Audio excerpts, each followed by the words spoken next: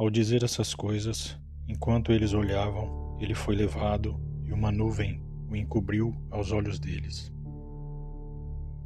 Enquanto estavam fitando o céu, ele, Jesus, partia.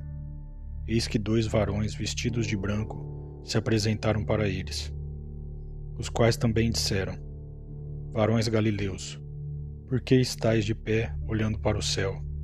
Esse Jesus, que foi elevado ao céu, no meio de vós, virá da mesma forma que o vistes partir para o céu. A substituição de Judas. Então regressaram para Jerusalém, a partir do monte chamado das Oliveiras, que está próximo de Jerusalém, o caminho de um sábado. Quando entraram ali, subiram à parte superior da casa, onde permaneciam tanto Pedro quanto João, Tiago, André, Filipe, Tomé, Bartolomeu, Mateus, Tiago, filho de Alfeu, Simão, o Zelote, e Judas, filho de Tiago. Todos eles estavam perseverando, unânimes, em oração, com as mulheres, com Maria, a mãe de Jesus, e com os irmãos dele. Naquele dia, levantando-se, Pedro no meio dos irmãos, havia uma turba de nomes no mesmo lugar, de aproximadamente 120. Disse: Varões irmãos, era necessário cumprir-se a escritura que o Espírito Santo predisse pela boca de Davi, a respeito de Judas, que se tornou o guia dos que prenderam Jesus. Porque ele era contado entre nós e obteve a porção deste serviço, pois ele adquiriu um terreno do salário da injustiça, e precipitando-se, arrebentou-se ao meio, e todas as suas entranhas se derramaram. E isso tornou-se conhecido de todos os habitantes de Jerusalém, a ponto daquele terreno ser chamado, no próprio dialeto deles, de Aqueldamar, isso é, terreno de sangue, pois está escrito no livro dos Salmos: torne-se deserta a sua morada, e não existe quem habite nela, e tome outro o seu cargo de supervisão. Portanto, é necessário dos varões que nos acompanharam todo o tempo que o Senhor Jesus entrou e saiu entre nós, começando desde o mergulho de João até o dia em que foi levado dentre nós. Um destes se tornar conosco testemunha da ressurreição dele. Estabeleceram 2, José, chamado Barsabás, cognominado Justo, e Matias, e orando disseram: Tu, Senhor, que conheces o coração de todos, mostra qual destes 2 escolheste para receber o lugar deste serviço e apostolado, do qual Judas se desviou, indo para o seu próprio lugar. Lançaram sorte sobre eles, e a sorte caiu sobre Matias, que foi contado como os 11 apóstolos.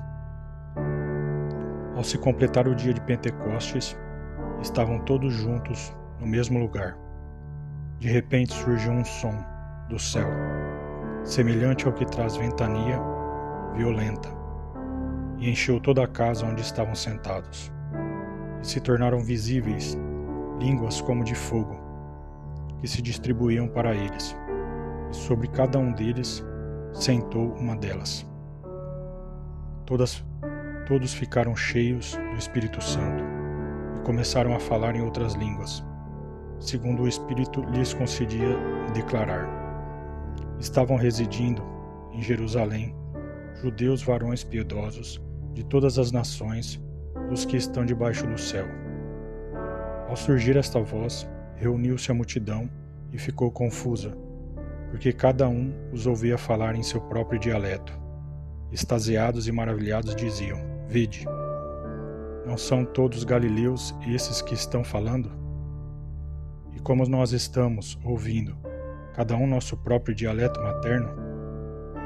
Partos, medos, elamitas, habitantes da Mesopotâmia, Judéia, Capadócia, Ponto e Ásia, da Frígia, Panfilha, Egito e das regiões da Líbia, perto de Cirene, os romanos que aqui residem, tanto judeus quanto prosélitos, cretenses e árabes.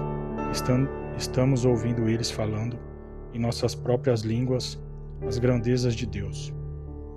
Todos extasiados e confusos diziam uns aos outros: que quer dizer isto? Outros, porém, ridicularizando, diziam: estão cheios de mosto. Perante a multidão. A lição colhida pelos discípulos de Jesus no Pentecostes ainda é um símbolo vivo para todos os aprendizes do Evangelho diante da multidão. A revelação da vida eterna continua em todas as direções.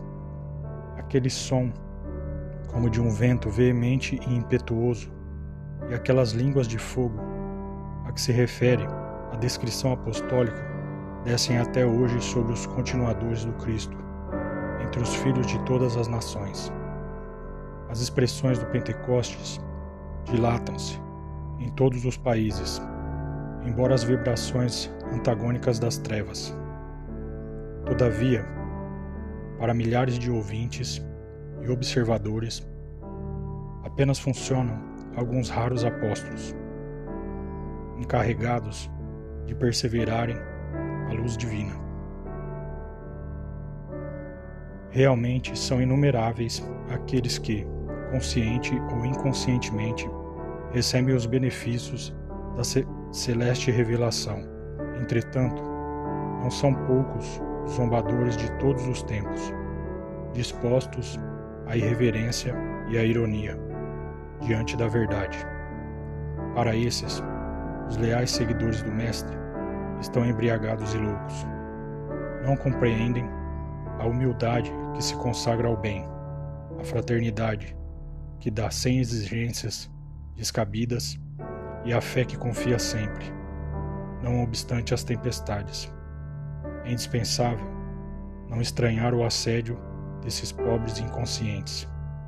Se te dispõe efetivamente a servir ao Senhor da vida, cercar-te-ão o trabalho, acusando-te de bêbado, criticar-te-ão as atitudes, chamando-te de covarde, escutar-te-ão as palavras de amor, conservando a ironia na boca. Para eles, a tua abnegação será envelhecimento, a tua renúncia significará incapacidade, a tua fé será interpretada à conta de loucura. Não hesites, porém, no espírito de serviço. Permaneces como os primeiros apóstolos, nas grandes praças, onde se acotovelavam homens e mulheres, ignorantes e sábios, velhos e crianças. Aperfeiçoa tuas qualidades de recepção onde estiveres, porque o Senhor te chamou para intérprete de sua voz, ainda que os maus zombem de ti. Vinha de Luz, FEB Editora, capítulo 103.